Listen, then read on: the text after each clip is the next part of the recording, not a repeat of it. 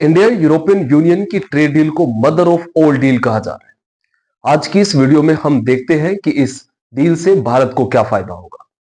सबसे बड़ा फायदा भारत के लेबर इंटेंसिव सेक्टर्स जैसे कि टेक्सटाइल्स, लेदर इंडस्ट्री और गारमेंट्स को होगा, क्योंकि अभी तक इन प्रोडक्ट्स को यूरोपियन यूनियन के अंदर अराउंड 12 से 16% तक टैरिफ को फेस करना पड़ता था, जिसके चलते इस सेक्टर्स को जो भारत के कॉम्पिटिटर्स है जैसे कि वियतनाम और बांग्लादेश, उसमें भारत को लॉस हो रहा था। इसके अलावा पिछले साल भी प्रेसिडेंट ट्रंप ने भारत के ऊपर 50% एडिशनल टैरिफ इंपोज किए थे। साथ ही यूरोपियन यूनियन ने भी अभी तक भारत के जो जीएसपी के तहत भारत को बेनिफिट्स मिल रहे थे उसको खत्म कर दिया था। यानी कि इस ट्रेड डील के तहत भारत के इस सेक्टर्स के जो प्रोडक्ट्स है उसकी यूरोपियन यूनियन के अंदर जो उसकी एक्सेस है वो आसान होगी। दूसरा, इस ट्रेड डील के अंदर दोनों पार्टनर्स के बीच में मोबिलिटी फ्रेमवर्क पर भी सहमति बनी है।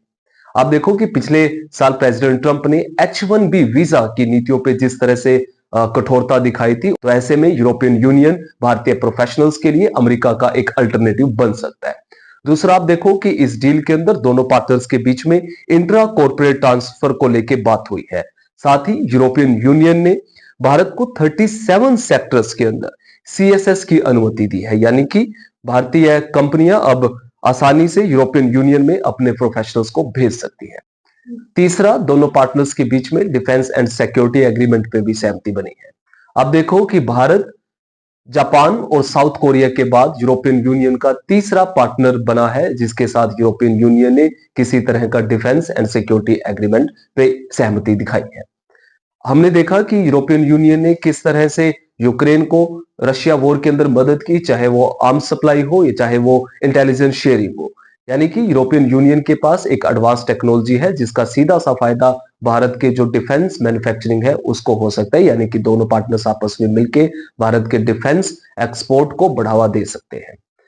आप देखो कि हमने यूक्रेन रशिया वॉर के अंदर देखा कि किस तरह से टर्की जो एक नाटो मेंबर कंट्री है, किस तरह से उसने यूरोपियन यूनियन को ड्रोन सप्लाई किए। तो ऐसे में अगर दोनों मिलके आपस में टेक्नोलॉजी शेयर करते हैं तो भारत के पास अपॉर्चुनिटी है कि भारत मेक इन इंडिया के तहत अपने डिफेंस एक्सपोर्ट को यूरोपियन यूनियन के अंदर बढ़ावा दे सकता है। साथ ही इंडो पैसिफिक रीजन के अंदर भी हमने देखा कि पिछले कई सालों से चाहे चीन की जो नीतियां हैं वो आक्रामक होती जा रही है, और दूसरी तरफ अमेरिका की इंडो पैसिफिक रीजन के अंदर जो अमेरिका की सिक्योरिटी गारंटी थी, अमेरिका भी अपनी कमिटमेंट से पीछे हट रहा है। तो ऐसे में भारत और यूरोपियन यूनियन आपस में मिलकर इंडो पैसिफिक रीजन को एक रूल बेस्ड रीजन बना सकते हैं और आपस में मिलकर कोऑपरेट करके इस रीजन को सेफ एंड सिक्योर बना सकते हैं।